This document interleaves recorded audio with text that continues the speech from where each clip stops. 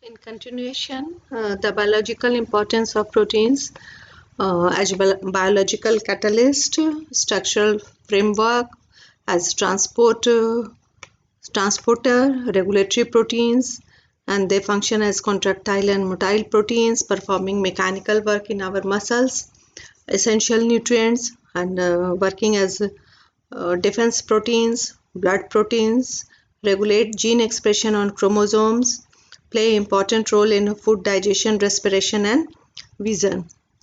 Again, there are some toxins which are proteins, storage function, proteins functioning as buffers, functioning as infective agents, act as an antivitamin, that is avidin of egg, which causes biotin deficiency, and they function as a component of a structure of tissues such as keratin in hair.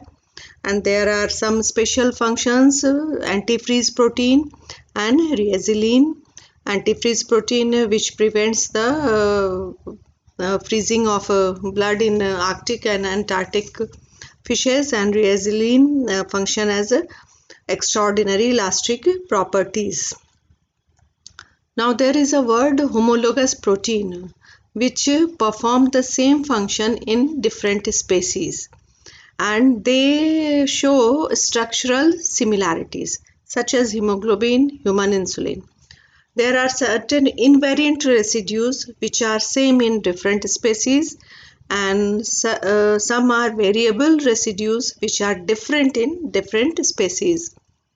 There are certain properties of proteins, that is high molecular weight, colloidal in nature, that is why they produce osmotic pressure, large particle size, differ in their shape, different proteins soluble in different solvents, charge of proteins depend on the surrounding pH, and that is used for separation, and they act as buffers. Now come to the classification of protein. It is done on four different types. Number one, based on shape. Number two, based on a structural component. Number three, based on nutritional value. And number four, based on function. And based on a structural component, they are simple proteins, conjugated proteins, and derived proteins. And now based on shape. Number one, this is the three-dimensional shape of the protein molecule, which may be fibrous proteins or which may be globular proteins. Fibrous proteins are responsible for mechanical properties. They are elongated, long molecule.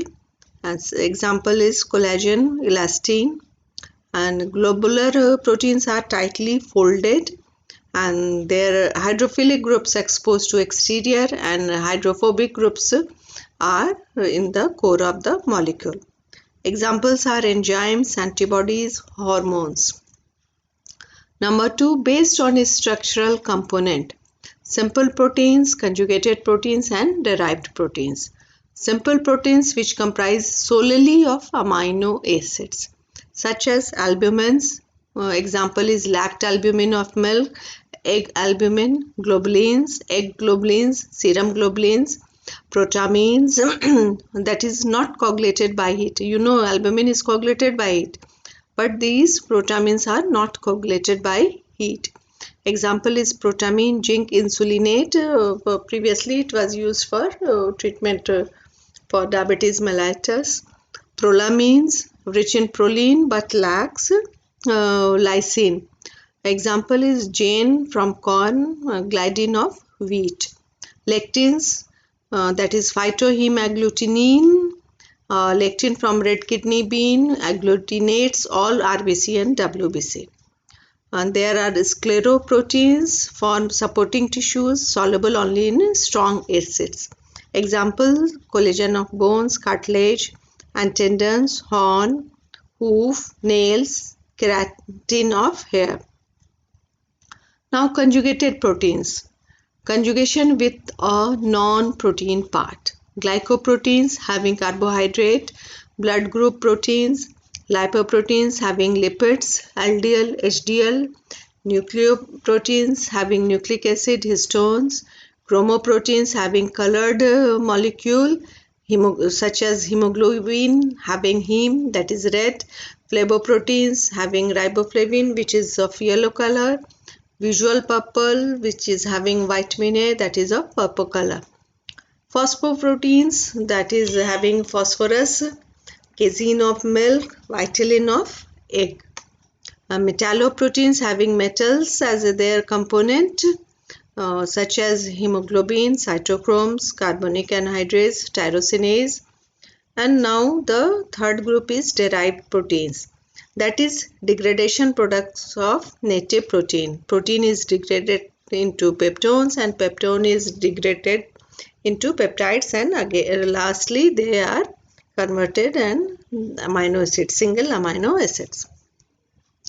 Now examples of metalloproteins: hemoglobin, myoglobin, cytochrome, they are having iron, and ceruloplasmin and tyrosinase, they are having copper, and carbonic anhydrase, it is having zinc as their component.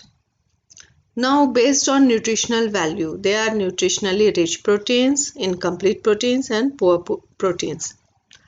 Nutritionally rich proteins, that is first class protein or complete protein, which is containing all the essential amino acids such as casein of milk. Now incomplete proteins which lack one essential amino acid, that is protein from pulses, that is deficient in methionine, and protein from cereals, that is deficient in lysine. Now the third group is poor proteins which lack many essential amino acids such as zein from corn lacks tryptophan and lysine. The fourth classification is based on functions. Catalytic proteins such as enzymes, structural proteins such as collagen and elastin, contractile proteins, that is actin and myosin, transport proteins, that is hemoglobin, myoglobin, albumin, transferrin, all of them transfer some other molecules. Regulatory proteins such as ACTH, insulin, growth hormone, genetic proteins, that is histones, protective proteins, that is immunoglobulins, and clotting factors. Now the structure of protein. The proteins are embodiment of transition from the one-dimensional world of sequences to the three-dimensional world of molecules and capable of diverse activities. That is the importance of structure of protein. You know the protein structure, you must be aware the primary structure, secondary, tertiary and quaternary structure. Primary structure, sequence of amino acids. Secondary, having a special geometrical structure. And tertiary structure, three-dimensional shape. And the quaternary structure, that is aggregate of two or more polypeptides in a single molecule. You know, primary structure, that is sequence of amino acids. Secondary structure, folding of short 3 to 30 residues in geometrical ordered units. Tertiary structure, assembly of secondary structural units into larger functional units. And the quaternary structure, number and types of polypeptide units of oligomeric proteins and their spatial arrangements. Here you see primary structure, polypeptide chain having amino acid and peptide bond. Secondary structure is having a special geometrically featured structures, that is alpha helix or beta sheet, and having hydrogen bonds. And this beta sheet is either parallel or anti-parallel. Now the tertiary molecule is having different shapes in three-dimensional form and having bonds which attaches them.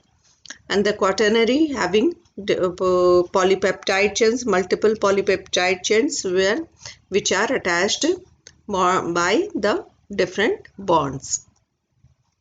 You see the shape and the size and how they changes from the primary structure to the quaternary structure.